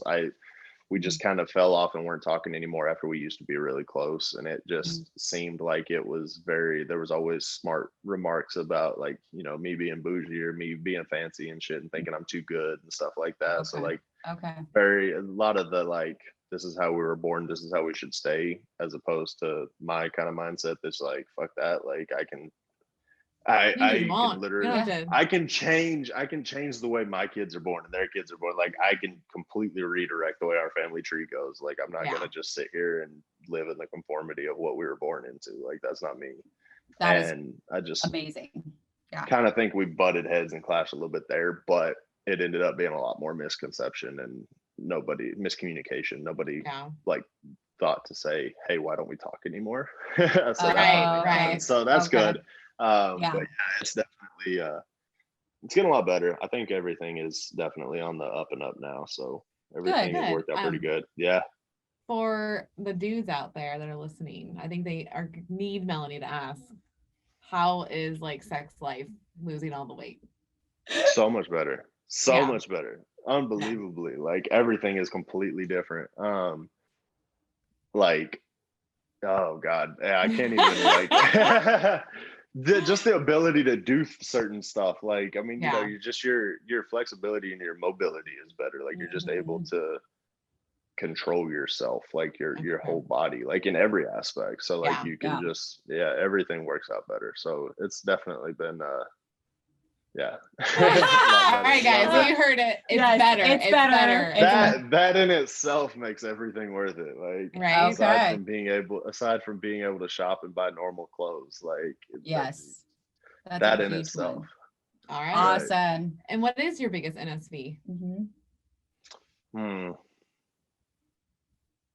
don't know. I would say honestly, a lot of it has been my mindset, like just realizing like now I genuinely don't believe that there's anything that can like stop me. I don't think that there's anything out there that I can't do or can accomplish. Because like I lost 250 fucking pounds. Like exactly. So make a list of people that have done it versus people that haven't. Like, you know, people that like just on the planet, like out of everybody, like that there's a small percentage. Like, and I just think that comes with like it takes something, and like so many people like, and I've maintained it, like so many people you see lose 200 pounds, but then, you know, 4 years out they may be up 100 or something, and it's like I've been in the same place and only getting better for so long. Like I've come so far, and I don't think that there's anything that I can't do. And it gets misconstrued a lot. A lot of people, I need to be better at, I guess, toning it down to where people don't think I'm being a cocky asshole. I'm saying but, just being a little too cocky. No, I think yeah. you're allowed to be. I'm sorry, but you've worked your ass off. So if you want to be a little cocky about your accomplishments, go right ahead. Like, right. I think there's like a fine line between confidence and cocky. And like, I definitely say I tiptoe it, but like, it's, I guess it's just more of like, I have more of an assertive mindset, and it's like people have excuses and stuff, and they think I'm being like an insensitive like dick whenever I'm like, you can do it, like look what I did, like. But realistically, I'm literally just saying, not even me, like let's look at 50 other pages or 50 other guys that have done it, 50 other women that have done it, like let's look at this, like it's just possible. Like to I think for me, because I deal with that same problem, is that they just have excuses. And I notice now, like going through this process and working so damn hard, it's like you're just building an excuse for yourself not to do these things. So, and don't put me down because I'm working hard, and all you have to do is just work hard. So own it. You don't want to work hard. Yeah. And don't be mad at me for calling you out on it. Yeah. Like, stop making an excuse why you can't do these things, because guess what? You can. You're choosing not to do these things. Yeah. Yeah. You'll never get shit on, or you'll never get hated on by anybody that's doing more than you. The only people that are ever going to talk shit about you, or ever going to like say, oh, you're such an asshole, you're so cocky, you're so full of yourself, are people that are secretly pissed because they're not doing what you're doing. Like it's 100%. Only, or not even not what you're doing. Like it could be something completely polar opposite, but they're not putting the effort, they're not putting the energy into being who they want to be or being where they want to be. So they're deflecting that to you, because it's easier to deflect it to you than to face their own problems. Than to own it. Yeah, because what I feel like successful people like ourselves is that and I'm going to say it, we are successful. Yeah, like, because we have a push and we know, like, we go all in. Yeah. Like it's not half-assed here. And it's not at all. Like you've actually like read all the stuff, done the research, and then executed it. Like that's what makes you successful. We didn't make an excuse for ourselves to not do this.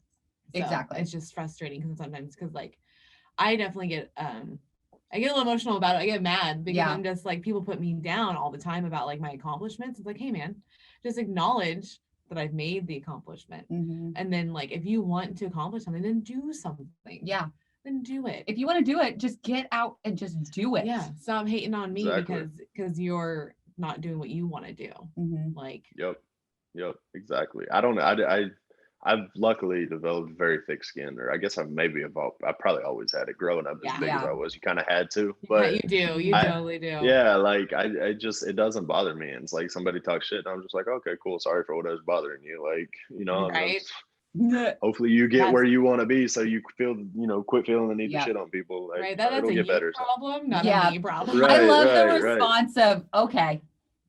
Right, like, right, exactly. It's like doing that because that's fine. You can think whatever you want. Yeah. Right. We're gonna check back on this in a year, and I'm gonna be light years ahead, and you're gonna be in the exact same place talking shit on somebody's post, or sending somebody's post to somebody else to talk shit because you don't have the balls to do it to their face. Like exactly. That's what it comes down to. Like people are just it's kids playing as adults. Like they're just hiding behind their smartphone or their computer or whatever, and they think that it's big and bad because they can talk shit about people, and that's not what it is. So yeah.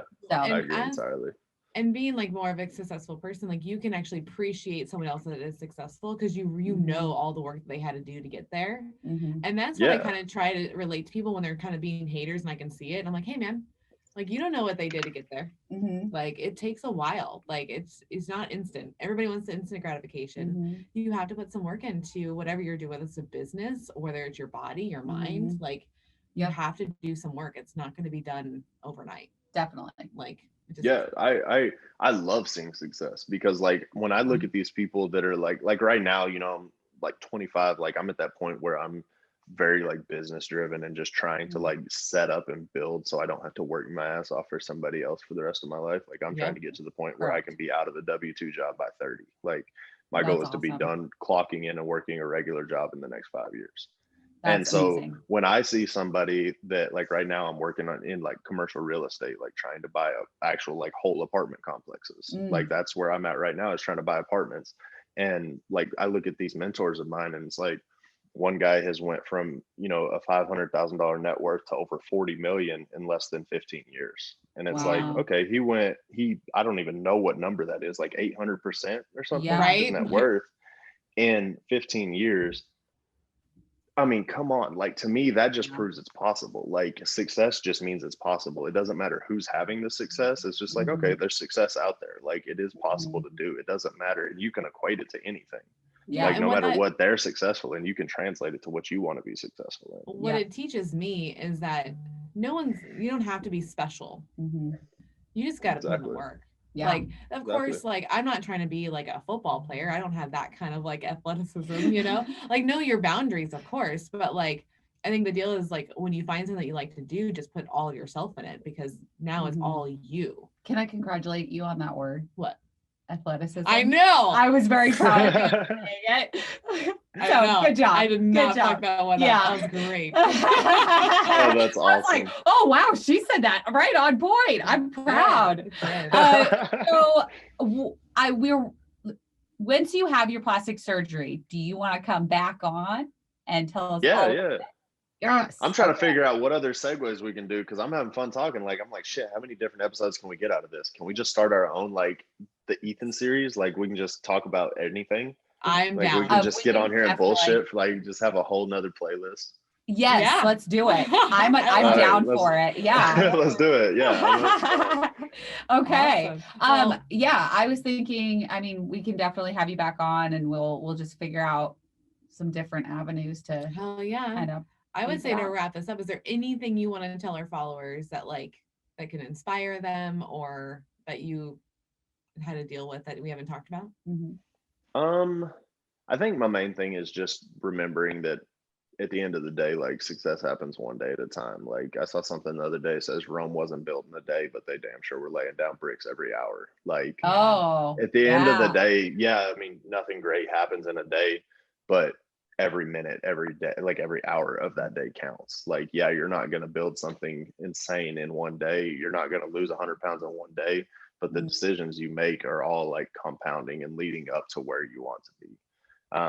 You know, that's all it is. Like, everything, every major breakthrough, every major milestone for somebody, no matter who it is or no matter what you see, happened based on each individual decision. Like, everything they did, they just made a bunch of single decisions in a row, or, you know, not even in a row. They just made a bunch of right decisions, like, you know, choosing to stay home and eat your meal prep, or choosing to stay home and cook something that fits within, you know, your calories or whatever, as opposed to going out with your friends and having pizza and wings and stuff, no matter how good that sounds right now. Right? That sounds amazing. That does I've been dying for some wings, but at the end of the day, I mean, that's genuinely all it is. Like, you didn't gain 100 pounds. You didn't get 100 pounds overweight in one day, and you're not going to lose that 100 pounds in one day. Like, it took multiple months, years, whatever, of eating, you know, of not controlling your eating, or if it's a health issue or something, you know, it took multiple days or months of that to happen.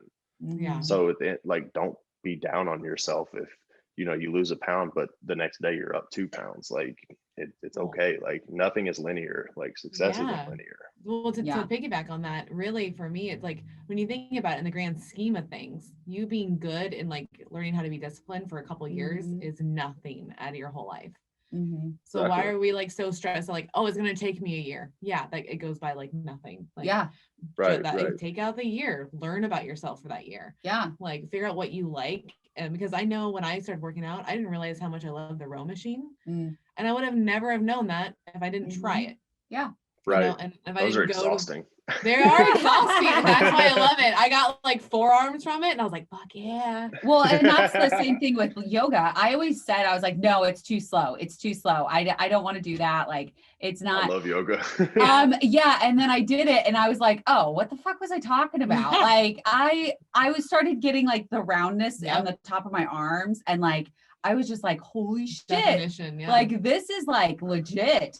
This, you get fit from this. So you go to a yoga class and you're like, what the hell? Like, this is a glorified stretching class. Why would I go here? And then you wake up the next morning and you can't walk, and you're like, oh shit. Like, that's okay, this worked a little more than I thought. Like, exactly. Yeah, I was just like going through the motions, doing my, you know, half hour every day. And then I was like, oh, I've got muscles. Yeah. Like, oh, this is kind of cool. And then I think celebrating those victories help you keep going too. Yeah, so for sure. We're all about the non-scale victories. Yes. Because the scale sometimes doesn't move for a while. So you have to figure out other ways to feel, like supported and inspired to keep going. And those are the things, those definitions. Well, and even being, 20 months out at this point, like I am still having non-scale victories every day. Like I find something new that I'm just like, oh, I didn't even realize I could do that.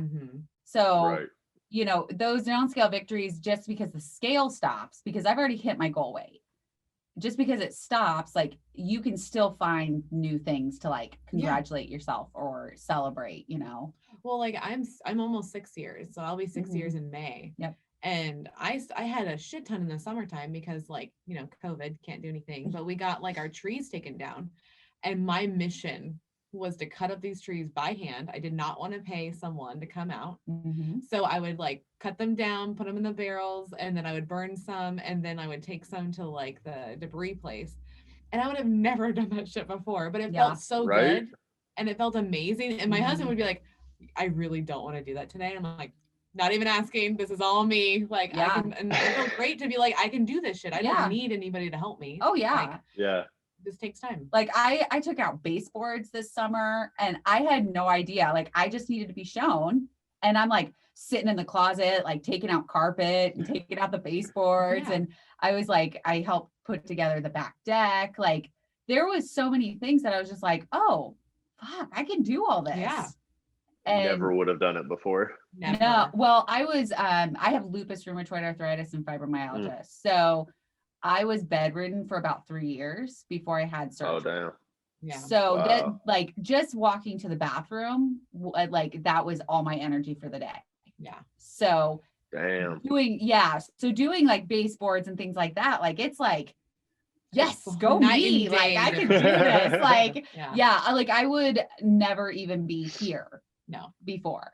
So it was like I didn't leave my house really at all. So this is like, this is the year of yes. That's I'm gonna do everything. So I did an aerial yoga class. If you haven't done an aerial yoga class, you should definitely. What is that? That is insane. You're in the air. These massive like ribbons hang from these things in the air, and you like twist your legs in them and hang and flip upside down, and it is the craziest thing. Like, highly recommend.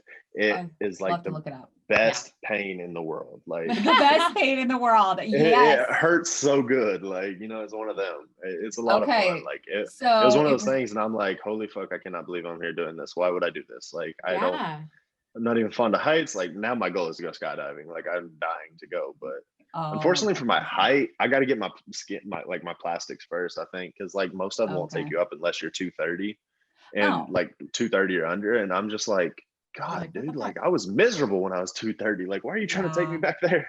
Like, so I'm probably gonna have to do it after one of my shows. Like, I've dieted down and I'm like skinny as hell, and like, like let's just jump now. Like, let's go do it then. Like right out the day after. Yes. I don't think we ever asked actually. What kind of skin removal are you gonna get? So I'm doing like full. So they're gonna do chest all the way around. Pretty much 360 here because I have a lot in my like upper. I think it's called like a bra line lift or. I think I've seen for guys they call it a bro line lift just so they don't. Oh, that's bra cute. Line. That's real. But like so just 360 pretty much here all the way around, and then they'll move like my nipple up to wherever the hell it's supposed to be. And then 360 like tummy tuck, so they'll go all the way around. I don't know if I'm going to do the FDO where they come up the midline or not. I kind of want to, so it's tighter, but I also kind of don't know if I want that extra scar.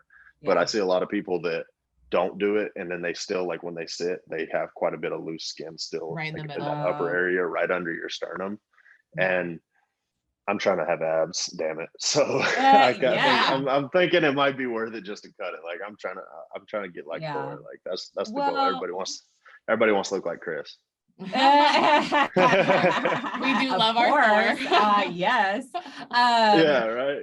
Yeah, I mean it's your choice obviously, but I'm just thinking like go through it once, just get it done, like just get it all done, and then you only have to do the recovery once, because that's what I want to do. Brutal. Yeah, how long is recovery for something like that?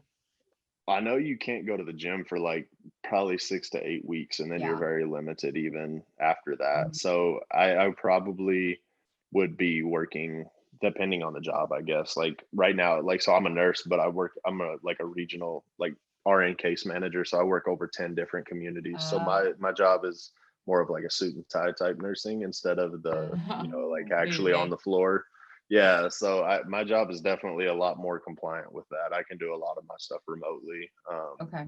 and so that's good. But I would probably be able to like actually do work and stuff within 2 to 3 weeks. I would say 2 weeks probably. Yeah. Okay. A lot of surgeons I'm finding won't do the upper and the lower together though. Okay. So that's where I'm a little disappointed. I found one surgeon I really like, but he was like, anytime we do a 360 tummy tuck, we will not do any other surgery with that, and you have to stay the night in the hospital. And then there's some that are like, we'll do them together, but you have to stay the night in the hospital.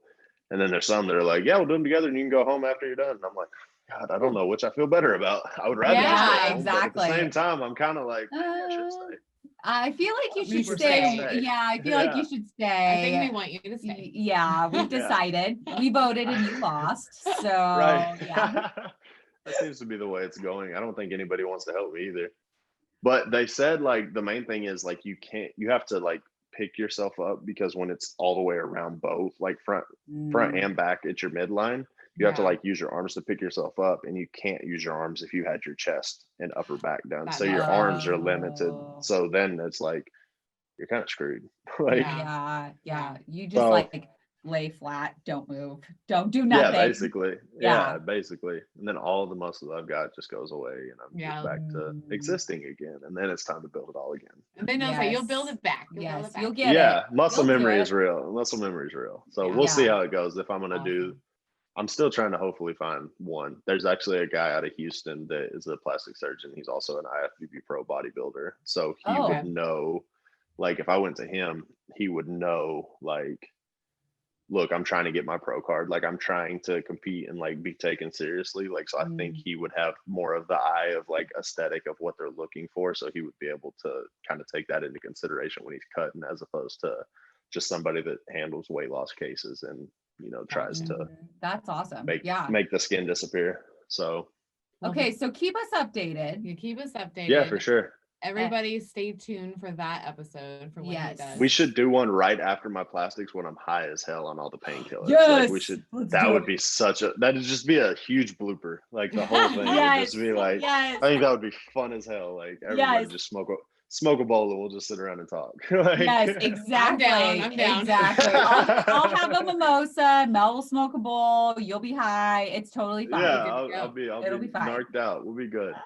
That'll be fun. That'll be hysterical. All right. Well, thank you so much for hanging out with us. Yes. Thank y'all for having me. It was so much fun. It was way fun. Yeah. I'm so excited. I'm so glad that we interviewed you, because I was telling her I was nervous. And she's like, why? And I was like, I don't know, like, because we don't normally know every guy that we kind of interview. Yeah. So this is kind of like a big first, like not like a first, but it's a little bit of a first for us. And I was like, I don't know, like, what if we can't talk? Like, I don't know, like, we don't know this guy. How's this gonna work? Well, and we're like, we can talk through anything, so it's fine. Same. And it works problem. perfectly. I'm very talkative, outspoken. Like we're good. We don't find it to be a problem. So that's good. Stay tuned for many more things coming with Ethan still and us and our live podcast. So we are so excited, and we will get you the YouTube onto our followers so they can all go over and watch your YouTube. And we're just this is amazing. So thank you so much. Yeah. Absolutely. Thank y'all for having me. It's been a lot of fun. I had fun. Yay. All right. We'll talk soon. Y'all. Bye. All right. Y'all have a good one. Thank you. You too. Thank you.